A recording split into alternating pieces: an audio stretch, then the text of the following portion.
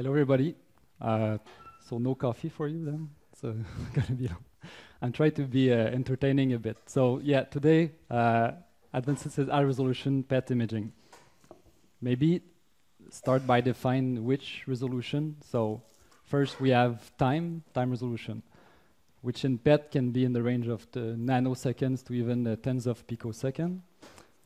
We also have energy resolution in PET. Basically, if you're trying to measure energy with a given precision, in PET it can be in the range of the kilo electron volt or tens of keV. And of course, spatial resolution, which will be the focus today. PET is known to, it doesn't have the best spatial resolution in the range of the millimeter, but it can be still a very high quality modality. So we are at the summer school. Maybe just go again into the basics, because I know not all people work with PET. So first, you inject a radio tracer into a subject. This radio tracer basically is a positron emitter. And when the positron is emitted, can annihilate with an electron from the medium. And this creates a reaction of annihilation, so a positron-electron annihilation, which create basically two annihilation photons back to back with about 180 degrees to one another. And if you put sensitive detectors around your patient, you do a coincidence detection. Basically, you detect one photon and the other.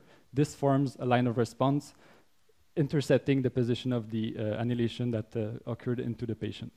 And then what you do is to acquire multiple detections which will cross more intensely at the position of the emission. This is the simple case, because we have different type of coincidence in PET. First, the true, so basically all goes well, the two photons are detected, cross the correct annihilation point. But we can also have scatter detection, so maybe one or two of the photons scatter either in the patient or in the detector ring, which, as you can see with the red line, doesn't intersect the true position of the annihilation. And we can have random coincidence. So they can occur basically from two different annihilation locations. So you detect one photon from the first annihilation and the other photon from the other annihilation, and you draw a line of response that do not cross from the position. Now, we're going to talk a bit about time of flight later. So just to keep in mind what is time of flight, because we hear a lot about tough PET. Basically, a better localization of the annihilation location along this line of response. So instead of knowing, okay, the annihilation was somewhere along this line, we know with a certain probability that is more concise within this specific region. Just maybe, I don't know if it's going to work. Maybe you've seen this before. String art. So this guy here put nails across a canvas, and he has a robot that can move some line in between the nails. So you can imagine that the nails are the detectors of the PET scanner, and all the lines are the line of response that you detect between two annihilation photons. So you see that if you accumulate those line of response more and more, you start to see some emerging patterns within your canvas. And you can do what is called string art with this nice David Bowie picture. So you can see that it's basically just the intersection between the line of response that can create density of representing the density of annihilation in our case. But this is maybe a nice image to represent, okay, what's happening in the patient, because we detect multiple lines. There's still a step in PET that is the image reconstruction. So multiple technique. First, a common one, maybe an older one, is with the back projection or filtered back projection. So in PET, you can acquire multiple view. This is why it's called tomography, but basically you have multiple view of your patient. And these multiple view can give you multiple projection from which you can then reconstruct your image as displayed here. I won't go into the details, but just to give you the highlights of image reconstruction, because there are more popular methods which are iterative method with MLEM, so maximum likelihood expectation maximization. Really popular nowadays, mostly used by every scanner. So the goal is to have a model of your scanner. You know that your scanner is formed from this geometrical arrangement. You know what's the physical process happening, so you can use the data that you collect to try to match what's the representation of your scanner, and you do this with iteration until you converge to image representative of your data. And of course, deep learning is now everywhere, also in PET reconstruction, so passing from PET data into a network to try to reconstruct an image. So if you're really interested into reconstruction, I suggest you this YouTube channel by Andrew Reeder that goes really into more details about this.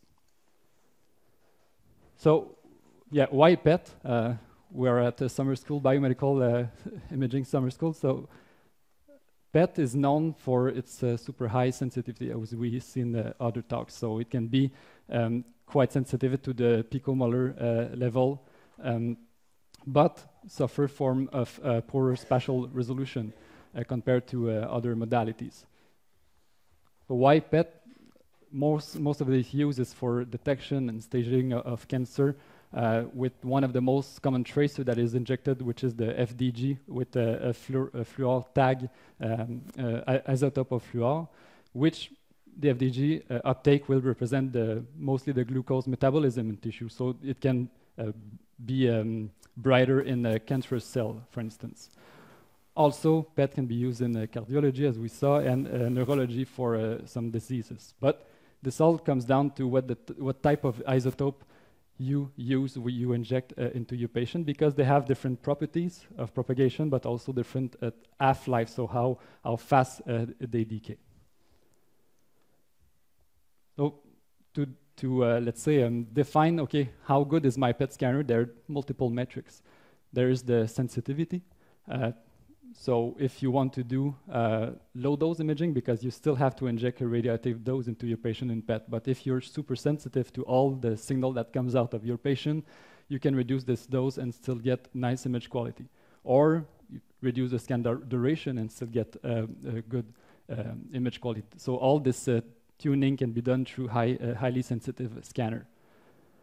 Also the spatial resolution, resolving small details in your image, detecting, for instance, tumor heterogeneity. So this is really important, of course, to have the better precision, especially that the spatial resolution in PET can be quite limited. And one other thing is time resolution for time-of-flight PET. So the better time resolution you get, typically the better signal-to-noise ratio you can get, and it opens the way to multiple new design of scanner, reduce the coincidence window. As you can see here, just the sensitivity, the signal-to-noise ratio in the image is better through better timing, and many more. These are three, let's say, of the main, but there's energy resolution, all the count rate capabilities, depth of interaction measurement that we'll see a bit. So to define how good is a scanner really depends on multiple factors. Maybe come back to, okay, how does work a PET scanner, or even a detector of a PET scanner? Because now here you have an arrangement of detectors. Most of the time it's a cylindrical arrangement that forms of scintillating crystal. So as Paul mentioned in his talk, these are very dense, very high atomic number materials that with their goal is to stop the annihilation photon, which are quite energetic in the 511 keV, and scintillates upon this interaction. So they will emit scintillation photons that can then propagate toward a photosensor that will then be treated by some dedicated electronic. So you have to keep in mind that when you inject a radio tracer, all is happening from the annihilation photon to the scintillation photon to the electrical signal. Again, a lot of steps goes in between. So knowing that, we have the basics of PET in mind. We know the big lines of how a detector work also. Maybe a bit more details into what affects spatial resolution in PET. The goal is create the most precise distribution map of the injected radio tracer into your patient. And for that, it's related to how precise you are in terms of resolution. And this is the only formula today showing the resolution as a function of a number of parameters, here 6. We're going to go just into each detail just to look what are the effect of those. First, the positron range. So after the emission of a positron, it can move a bit before the annihilation with an electron. So this path can be sometimes represented by a B exponential. So very peaky at the real position, but then can go pretty far with the long tails on both sides. But this really depends on the radio tracer you use. Also, as we saw yesterday, the more energetic the positron, the farther it can go. So the higher the positron range will be. And in fact, here is listed the different isotopes with carbon, oxygen, fluorine, and so on. Depending on the energy of the positron, you see that the effect on the resolution can be sometimes below the millimeter, but sometimes it can be up to 2, 3, 4, 5, 6 millimeters. So it can be quite a big effect in PET. We also saw yesterday the acollinearity of the photon. So you have a residual momentum of the positron and electron at annihilation, so you don't really get a precisely 180 degree. It's like missing in the canvas before in the video, it's like missing one of the photons go to the other nails because it has some deviation around 100 degree. This distribution will be a Gaussian with a given width of about 0.5 degrees for a typical radio tracer. And of course, this will depend on how big is your scanner. So for a whole body scanner, let's say with a 80 centimeter diameter, this just tiny 0.5 degree can result into 2 millimeter full width f-max blurring in the spatial resolution, just because the angle is not exactly 180 degree. Third effect, the detector size. So imagine that you have 2 facing detectors in your SPET scanner, and they have a given width, as displayed here with a width D.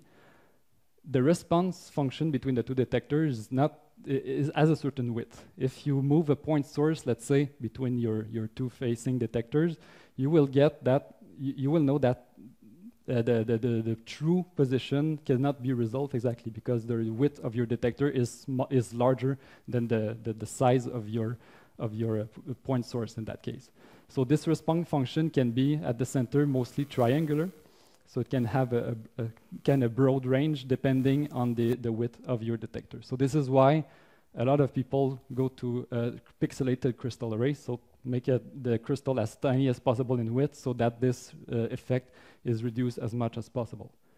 And there are people going completely the other way. So to monolithic crystal, imagine a big crystal, where if you put the array of the photosensor at the bottom, you can deduce, okay, where was the interaction within this big monolithic crystal. So we saw 3 effects for now, effect on the spatial resolution. And if we try to model the overall effect of these 3 components, it can be a convolution of the 3 things. So we have the positron range, which I said is a peaky function, B exponential function, the non-collinearity, which is a Gaussian, and the detector size, which can be maybe a triangular function. So a convolution might be a good representation of the whole effect. As you can see here from this paper, quite a long time ago, but just to see that depending on your detector size or your system diameter, you can get different resulting overall global full width f-max spatial resolution. Here, for a larger scanner, you get a larger resolution. There's also the decoding error. So when I talk about, okay, you have 2 facing detector, one to another, it assumes that, okay, the signal from this crystal is precisely read by a photosensor. You know, you collect the light into a single photosensor. But this is not the case because people want to build high packet fraction device with reducing the number of electronic channel, because imagine that you have thousands and hundreds of thousands of crystal. Reading each of them is really quite complicated. Some people have come up with different readout method to read this crystal. So having let's say, mismatch between the number of photosensor and the number of crystal, and you try to decode, okay, where was the interaction. Other people, like in the group in Sherbrooke, we really go fully one-to-one coupling. Let's say we have one crystal and we have one photosensor reading this crystal. Now you don't get any decoding error because you know precisely that the interaction took place in this crystal. You don't spread the signal and try to recover the interaction. You know it happened in this specific crystal.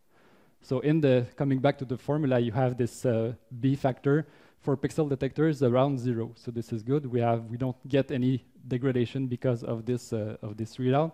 But if you go to with a higher decoding error, now it can introduce some spatial resolution effect. But nowadays, can be pretty nice positioning with the new fancy photosensor where this decoding error can be quite minimal, even if you don't have a fully pixelated detector. In fact, here's a paper if you're interested, but you have a big monolithic block, you put an array of photosensor, and you see that depending on how the light spread into your detector, how you can recover the interaction position. And the generation from the 50s up until today, you see that we go more and more tiny in terms of the crystal array, but more people now go to a big crystal with high analytical description of the light propagation that can recover the position. Also, people go in between. So I talk about pixelated crystal, and I talk about big monolithic. There are people going semi-monolithic. So you have one monolithic direction, so a big slab of crystal, and the other way you pixelated. So in that way, you can really, let's say, reduce the number of electronic channels, but still have some pixelation to help the spatial resolution. So this is my current group in Valencia, really pushing this nice, let's say, trade-off between the monolithic and pixelated case. Okay, so we talk a lot of things. Just we're coming back to one of the last effect on spatial resolution, which is the parallax effect. Again, you can imagine here two detectors facing each other, where the response function is really, really narrow because the two detectors see each other from face to face. But now, the more radially you go outside of the center of the field of view, you see that the detectors see each other at some angle. So the response function between the two detectors is quite broader. And then what happens is that if you image something at the center of the field of view, all is well. Mostly your response function are pretty narrow. Your detectors are facing each other with the smallest width possible. But the more offset you go, you see that, for example, here, the same phantom here can be quite degraded in terms of image quality if you don't know the position of interaction. Now, if you know the position of interaction, which is sometimes called the DOI, so depth of interaction, you can recover. So basically, trying to see, okay, if the interaction come here or here, can make a big difference because you can reduce this apparent width and recover good image resolution. Finally, the last effect on the spatial resolution, the last main effect, illustrated by this nice hypnotic picture, the sampling. Because you have discrete detectors, you have given line of response that do not cross the field of view uniformly. So you create this kind of pattern which can impact the image reconstruction because not every pixel, let's say, is the same, is viewed by the same detectors throughout the whole field of view. This was found to be an effect which gives a 1.1 to 1.3 factor degrading the spatial resolution. So people have tried to say, okay, if you want to build a scanner and you know that you'll get this kind of resolution, try to at least have a few samples so the sampling effect is not that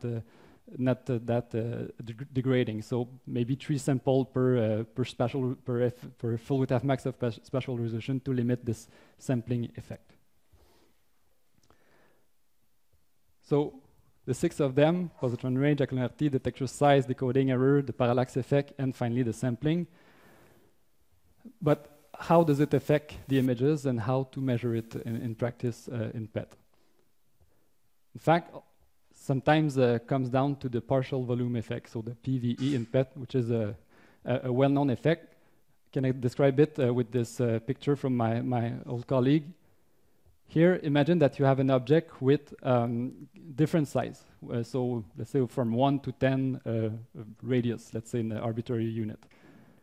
And imagine on the top row that you have a perfect resolution. So the sigma here is 0. Now you see that the intensity of your point, the activity concentration is the same for every point. The intensity will all be the same no matter what is the radius of your point. But now if you don't have a perfect resolution, so the more down you go here, you see that the intensity of the smaller point get more spread out. So you have a reducing of the apparent intensity of the smaller object compared to the large object, even though the activity concentration is the same. So we talk about the spill out effect. Basically, the activity is spill out in a few pixels surrounding. So people have tried to recover this factor, but sometimes it can be quite tricky because you require other modality to really precisely know the size of your lesions. So this is a big effect on PET.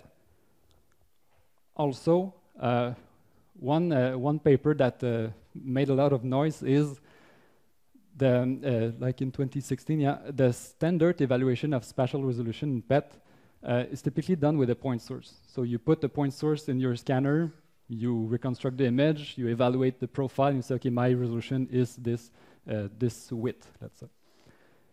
Now, with iterative reconstruction algorithms, so when you reconstruct the image, you can sometimes artificially enhance the resolution of this perfectly point source that has no background.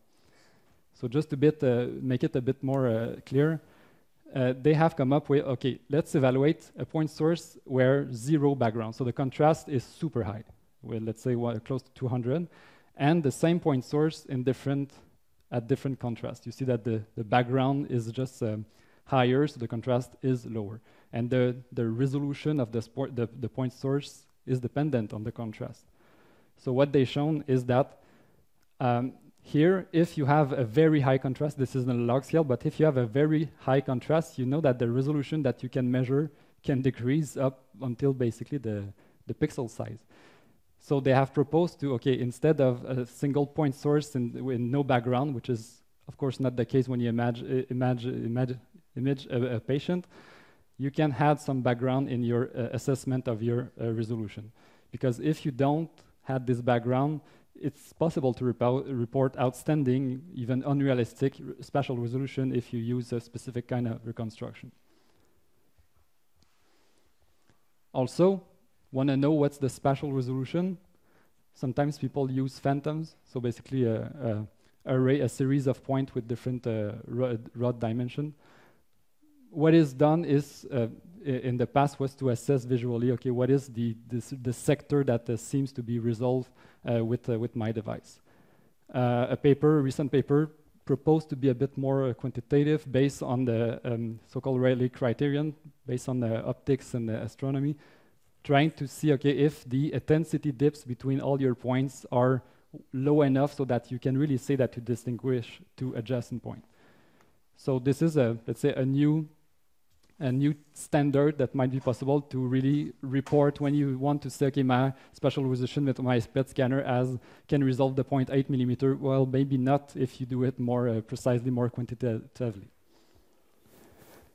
And all the image quality metrics in general, this is more of a broader point, but we talk about spatial resolution, so all the details, the sharpness of an image, the capacity to distinguish close structure.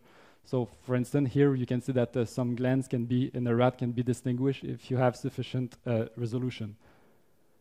Also, as I said, it depends on the contrast, which is mainly defined as the difference in image density between areas of image object containing different concentration of radioactivity.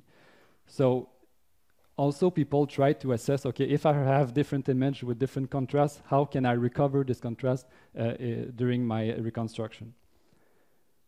And all the noise, of course, as you know, all the statistical noise in your image can be in PET affected by the random fluctuation of your radioactive decay or from your instrument. So all these all this effect, okay, if you want to talk about image quality, this cannot be treated as completely independent. So people have come out with talking about contrast and spatial resolution and noise all together to really describe well your system. Okay, this was let's say the PET and the spatial resolution. Maybe just go a bit more into the history of PET rapidly, but what is the performance in PET imaging? Because it comes a long way in the 50s when we have here an image of, the idea was first proposed by Sweet and Wren in the 1950s, two detectors facing one another, to use the annihilation radiation to measuring this to do some imaging of the very coarse imaging of the brain.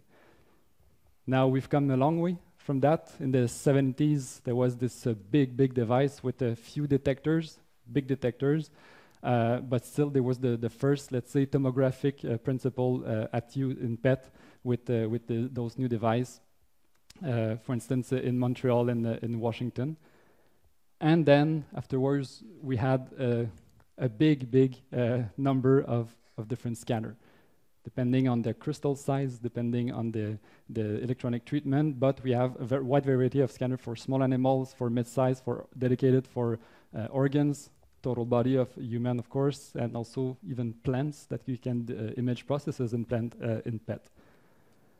And also the trade-off between the sensitivity and the resolution of your device. So you can see that there's basically a big number of different scanners, all with different performance that can highlight different processes in PET. So I don't want to go into the whole details of all these scanners, just give you some numbers, because when you go from human, which is 300 times higher than a rat, which is itself 10 times higher than a mouse, you need some different resolution and different complexity of your scanner. So in Sherbrooke, they focus a lot on a small animal system. So here you can see one of the device, the latest device that is commercialized by this company. You can see good image quality, both with a tracer, which is tagged with sodium with fluor, which is a bone tracer, let's say, and the standard FDG, which can be used in oncology for cancer detection. So for a mouse, you still get good image quality with this very fine resolution scanner. Again, for a larger rabbit, you can start to see, it almost looks like an X-ray sometimes, but you can see the dental structure of the rabbit. You can see here, I don't know if you can see it on the projector, but there's this dual rib anomaly that can be sometimes found in rabbit, which can be highlighted with a tracer in PET, and also image some monkeys or larger animals. So this device can be scaled up with different sizes to different image different animals. And many more. In Valencia, there you see that every few years they come up with a new readout method with a new scanner with new performance. And in Japan, for instance, they try to image the mouse brain. Imagine it's very tiny, difficult to see in PET, but they were able to do that with very fine detectors. And people, for instance, in Germany, trying to do a bimodal system with PET MR for small animal. And many more. This is why I said I don't want to bore you too much with all the scanners. If you're interested in all these scanners and you want to work with them, I suggest you all this article if you want to compare the different groups that work with these different devices. And all these devices present different resolution. This is the standard phantom to report the resolution. You see that the resolving power of different scanners can be quite different. And of course, all the image of the contrast, the noise depends on the scanner geometry, but it can be possible with small animal scanner, as you can see, to reach sometimes below the millimeter resolution in PET. Also, as Paul mentioned in his talk, there is some work on organ-dedicated device, for instance, for breast, but because the typical imaging is done with mammography or ultrasonography or MRI. But if you suspect like a metastatic disease, you can do a whole imaging with CT or PET-CT. And some people have shown that a prone position to improve the imaging can be better if you want to have them near the chest wall. So people working on on breast imaging also show that with PET, I think Paul showed this picture, but in PET you can be more specific to what is found with sometimes false positive in MRI. Also the prostate device. So they want to reach really higher resolution, up to 2 millimeter and below resolution, to help, for instance, the biopsy guidance. And these new, let's say, panel, you don't need a full scanner if you get sufficient time resolution. So you can basically put two panels or arcs of scanner to better image the prostate.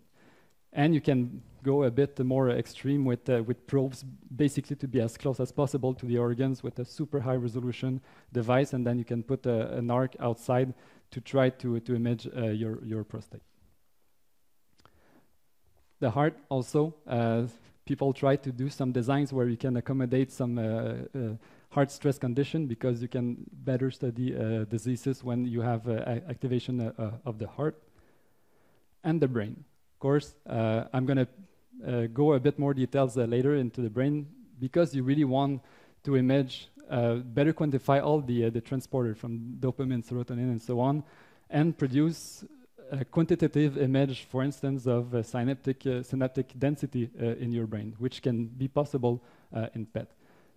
But you also need high resolution to really resolve small structures that are implicated in some disease, detect some focal increase or decreases depending on what you want to image, and really try to detect the small change with this high resolution before even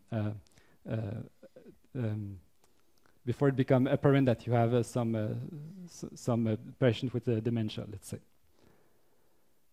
And again, this was just to give you an overview. If you want to work on this type of device, just know that they can have flexible geometry. They can be quite closer to the organ of interest.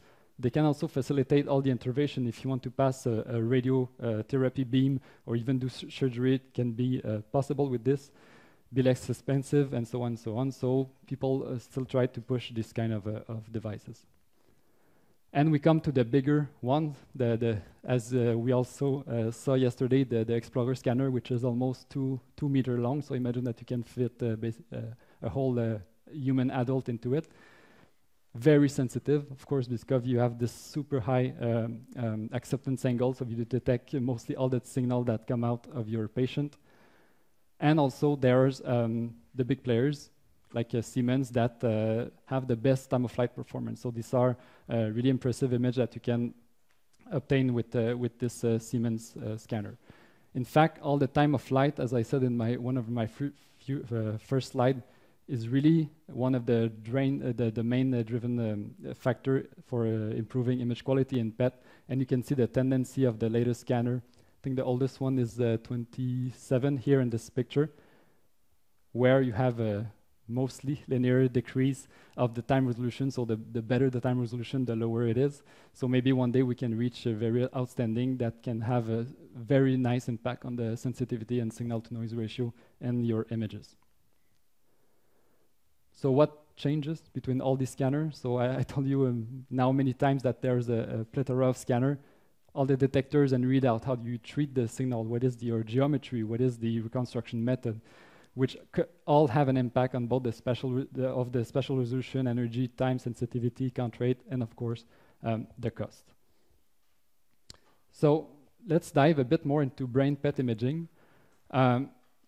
Why? Well, it's mainly motivated by major ongoing projects that were launched recently, both in Europe, US, even in Canada, to better understand the brain, not only for PET, but across different modalities and techniques.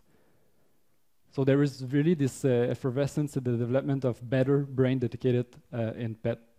Some review articles from very recently show that there is this big drive to have better brain scanner.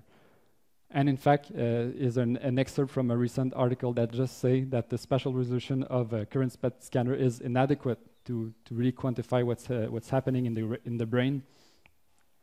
So there is a strong need for better brain device. Because I would say that the gold standard in brain PET imaging has been quite lagging in the last 20 years. there's this high-resolution research tomograph, the HRRT, that is well known in the PET community. That was one of the first, let's say, very usable, very standard device to image the brain. Resolution above, let's say, 3 millimeter, but still it was in the early 2000s that this device was developed. Now we have this kind of helmet.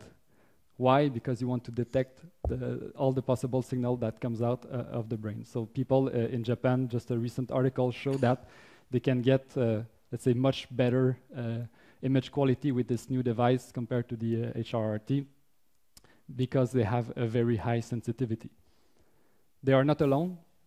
People also, the Prism PET, which I won't go into the details, but it's a kind of a nice-looking detectors that share the light between the pixel in a nice way to recover the interaction position, but still get high pixelization. And they can reach close to 1.5 spatial resolution, millimeter spatial resolution, and get a very nice image quality. So this is now very recent, as you can see here, 2023, this new device. They just assembled it. Also, the Neuro Explorer. I talk about the Neuro Explorer, which is 2 meter long. They're also doing like a brain version of this, very sensitive, a 50 centimeter field of view, which is quite high for a brain scanner. And they do some rings to accommodate the shoulders, because they also want to image all the carotid arteries to look at not only the brain, but all the passage of the radio tracer to the brain. Again, this is so recent that I have only excerpt from a conference, recent conference, where they can achieve good spatial resolution between below 2 millimeter, but very high sensitivity. So this is even like a picture from find the web, on the even LinkedIn, where you can see the very good image quality from those first images. So I expect maybe a paper soon on this, but they already show that the image quality is very nice with their device. And I want to pass a bit more time on a scanner I worked on. In fact, I'm still working on at distance, which is the ultra high resolution UHR brain PET scanner. So, as I said before, the technology in Sherbrooke was mostly focused on small animal PET, trying to get the smallest pixel as possible to get the best spatial resolution. Pixel in terms of crystal, sorry. And then the goal was to adapt it to a larger bore, a larger field of view, to maintain this quite impressive spatial resolution, but apply it for the brain. Based on the same detector array, you can see that we can image almost 1.2 millimeter and a bit below that spatial resolution for the brain. So this could be really a game changer in terms of brain imaging. In fact, we did also some scan just to see the performance against a small animal scanner, and you can see here is both with the bone tracer and of the AFDG in a rat, where we can get almost equivalent image quality as a small animal system, and even image cardiac imaging in a rat with this brain scanner for human. Also, here is a standard phantom that is used to quantify the resolution of the scanner, which is called the Hoffman brain phantom. What is, well, there's a nice image quality, but what is apparent here is that you see this kind of steps in the phantoms, because the phantom is made of multiple plastic layers, which can be visible. And with older scanners like the HRT, this come out like a blurring, just a blur. We cannot see the steps.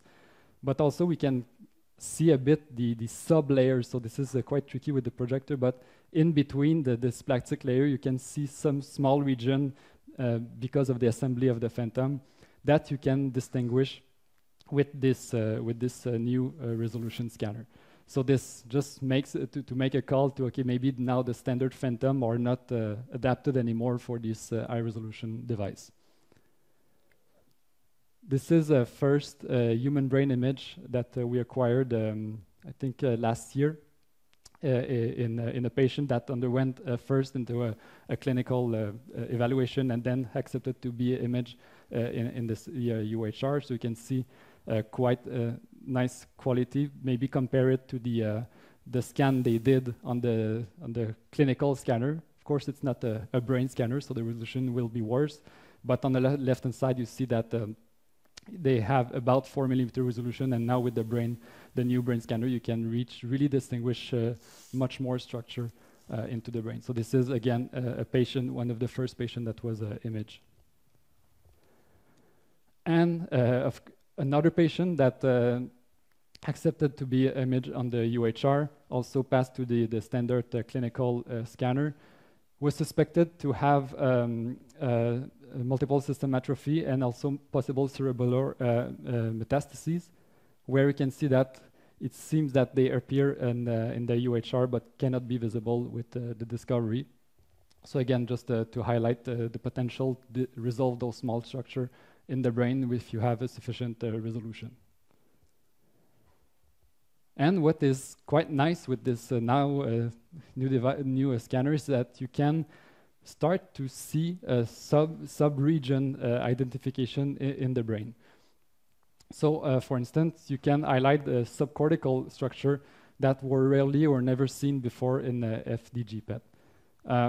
In fact, you can quite see, you can see here that there appears to be some small nodes in the brainstem along this image. So there might be some brainstem nuclei that mostly in the typical PET imaging don't just appear as a single line. So this just highlight one point that I said before, that this new region identification can open the way to better knowledge of the onset of some diseases, because they can sometimes, like Alzheimer, Parkinson, appears in this very small region. Okay, so talk about basics of PET, the detectors, now the bit of history in the different scanner and the brain imaging. So what's in front of us? Always tough to say, but since this is such a multi-parametric modality, you can look onto time resolution, energy, and spatial resolution mostly. And some people argue that the near-term image quality is going to come from software instead of hardware improvement. So not only better detectors, but better treatment of the images and the analysis of the signal. So we can discuss some developments, just to give you an overview of each of them. If you're interested into a specific one, I always give a reference that you can look into. But first one is going fully pixelated. So I said before that the tinier your width of your crystal is, the higher the spatial resolution will be. But this comes at the cost of, this is tough to assemble. Basically gluing or assembling these hundreds of thousands of crystal is difficult to do. It's not perfect. Also, some light can cross in a different pixel in your crystal array. And if you want to build, a preclinical scanner, good, going to clinical with a super tiny width crystal, this can make it explode the number of channel. What a nice alternative that people have come up with is to use these laser-induced optical barriers. You take a crystal, and instead of cutting it, polishing it, putting reflectors, trying to isolate every crystal, you use a laser to create optical interface. So this creates like pixel into your crystal without any mechanical assembly. So now you can confine the light into a pixel using these optical barriers. So this is quite new. There's not a lot of people doing that, but this can be a nice alternative to still get high pixelization in detectors. Also, I talk a lot about crystal and scintillators and dense materials, but this is not the only approach for PET. Some people try completely other approach, like with liquid xenon. So you try to, liquid xenon is a high light yield scintillating material, fast scintillating material, and but less dense. So you need a big volume of this liquid xenon that you can put into your, confine into a structure, and then you can recover the position of your interaction within this liquid. So you don't need any mechanical assembly because this is a liquid. So what's needed is to really enclose this liquid into a structure. People go then from liquid or crystal or very, very, very dense materials such as Cherenkov radiators with high atomic numbers such as thallium bromide and so on. So what is characteristic of those very dense detectors is that they can have an ultra-fast response, but sometimes a low photon yield. They emit a few photons which are very promptly emitted, but in very few quantities. So this is quite difficult to measure them. But still people, as you can see here with the recent work, still try to push this device because the light produced, even if it's few photons, can be quite nice to detect this very fast signal. And there's an in-between version. It's just a recent paper that came out. So they use a low Z medium detector for low dose PET. So instead of using a dense crystal or liquid, they kind of in between low atomic number material, but they don't want to look at the interaction of the annihilation photon, the photoelectric. They want to look at what are the Compton interactions. So when I talk about scattering before, the annihilation photon can interact and then scatter. So what happened is they favor this approach, but they want to reconstruct the path of the annihilation photon interaction within this material. And then if they can find what was the original point of interaction, they can then do their reconstruction. So their ability to reconstruct this order of interaction is really will dictate the performance of their scanner, but they have some simulations showing that if you are able to do that with good performance, you can get very few events and get good image resolution. Also, as I said, one of the six main factors affecting spatial resolution is the positron range. Now, the positron has a certain path between its annihilation with an electron, so people try to, let's say, either correct this path or try to model it. People have tried different approach. One approach is to basically use a magnetic field to affect the positron path. So there's a charged particle, so if you confine this positron within a given path, you can restrict its path. But there's no widespread application, so there might be some noise amplification and other artifacts. Still, some people are trying to use this positron range correction using two tracers and deep learning. As I said before, the F18 tracer is one of the best to image, let's say, a cancer in PET, but there are also tracers such as gallium, which has a very big positron range. So we can see here that in F18, in water or in a lung, can be much tighter restricted compared to gallium. So people reconstructed image of both F18 and gallium and try to use a network to reproduce the F18 image from the gallium image. So might not be clear here, but the profile of the gallium are in blue, so more spreaded, less intense, and so on. And the deep learning approach can recover in red here the curves to try to use this better image quality from the F18 to guide the gallium image. So there is still possibilities to do positron range correction, so limit this factor of spatial resolution. So a big topic, as I said before. So we're in the section of future of high resolution PET imaging. Time of flight is really a big player. Just to give you again what is time of flight is better positioning along this line of response. Where was the annihilation position with a given probability? So what you need for that is to have detectors with very, very good time resolution to restrict this positioning. And you can then limit the voxel outside of the position to really better constrain your true annihilation position. Well, we saw this formula about resolution, and we saw that time of flight seems to have no effect on it. So spatial resolution and time of flight seems to be disconnected. But I think there was a question yesterday, I don't remember who, but talk about, okay, if you have a spatial resolution that is that starts to become larger than the time of flight resolution. So here you can see that the spatial resolution would be in this direction, and the time of flight will be in this direction, and you can see that it becomes smaller. I think it was you. So this is a nice example that if you go to extreme cases, such as 10 picosecond time resolution, which is better in terms of spatial confinement compared to the detector size, you can maybe break the traditional limit. So there was a paper by one of my colleagues that look, okay, we are not yet at 10 picosecond, still far from it, but look, okay, let's assume we have this kind of a performance. And what he did is simulation with, here we have the ground truth, no time of flight, and with time of flight. And he tried to assess, okay, what is the spatial resolution of this image with time of flight? Very good time of flight.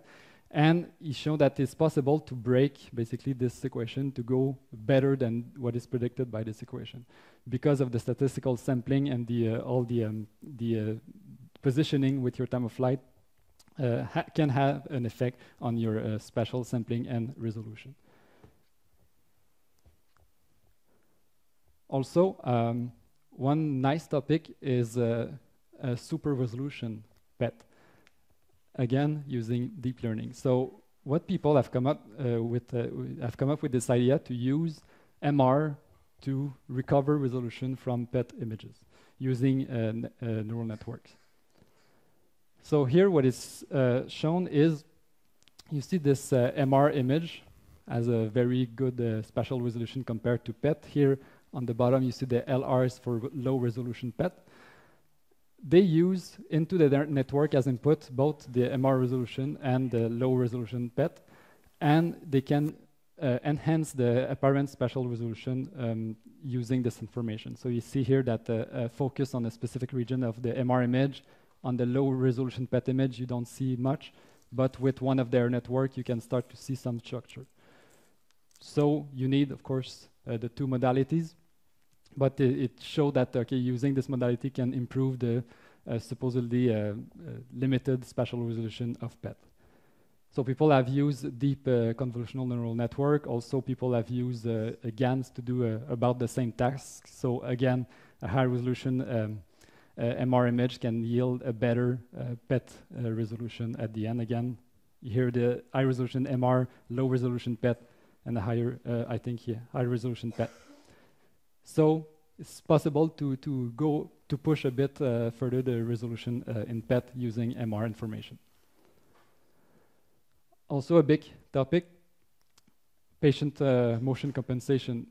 Of course, in PET, you will have some blurring of lesion, you have more noise, mispositioning of the activity. So it's quite important if you want to image an infant or a patient with movement disorders, or even, as we saw yesterday, animals that are unrestrained, if you want to image them in a awake state without any sedation. There are different types of motion, as we saw multiple times, but non-rigid, from, let's say, respiratory or cardiac induced motion, rigid motion, for instance, a gross motion of the head, all that is periodic and non-periodic. That is periodic, you may maybe try to compensate with physiological gating during PET, and non-periodic, you need sometimes tracking. You need to track your patient. So people have come up with a different technique. I won't go into all of them, but one of them is basically to use a camera with some tracer into here in the head of the patient and on the face to try to follow the movement of the head. What is well, this technique is really not applied in clinic because it's too difficult with complexity, and the throughput of the patient is not enough. So here this group from Yale, I think, has come up with this data-driven motion correction. And they compare this with the classical following of the head with a camera. So what they do is to follow the center of distribution, and for every event you have a line of response, so given spatial coordinate, they do some average every second, and they kind of do this trace to see, okay, is there abrupt change into this center of gravity or center of the distribution? And if they are, they can correct this. So they don't track the patient, they just look at the data, how the data move, let's say, to correct this effect. And what they've shown here in this excerpt from the paper is that data-driven motion detection and correction can yield results that are comparable to the hardware approach. So here, I think it's okay. Yeah, you have the MR image, you have the VICRA, which is the camera that track and you can do the motion correction, and their technique that is purely data-driven that can achieve about the same image quality. So using the data instead of an external device can be can give quite impressive motion correction results. Also, people just recently, I think this paper just came out, but trying to, motion can be typically seen as quite bad. You don't want a head motion during your scan, but they propose to harness this head motion to do some kind of super sampling. So they track the head, or in their case, some phantoms that they can move around. And because the phantoms moves around, you see that you can have some different sampling of your line of response, because you can go in between pixel for each line of response. So it's kind of moving, wobbling a bit your image to better cover your very fine details of your field of view.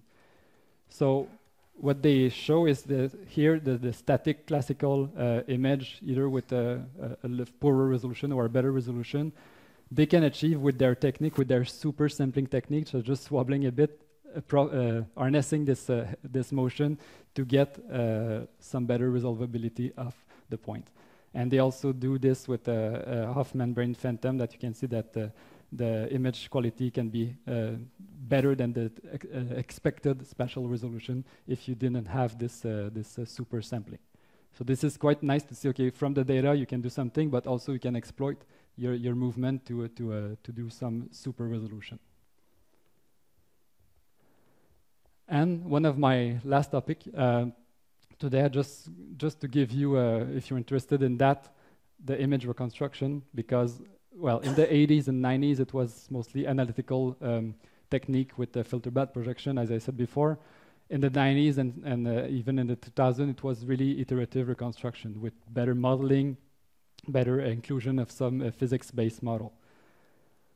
Also, now a lot of people are attacking that, again, as you can see with some recent paper, to try to use AI, either direct AI, so you just feed data and images and you train your network to try to reconstruct from the data PET images, or some new iterative AI methods. So instead of just putting data and images, you also gives assumption of the physics what's happening because you have some disintegration principle happening in PET that you can better include into your modeling. That can reduce the training data that is needed. But of course, people always talk about the possibility of false findings.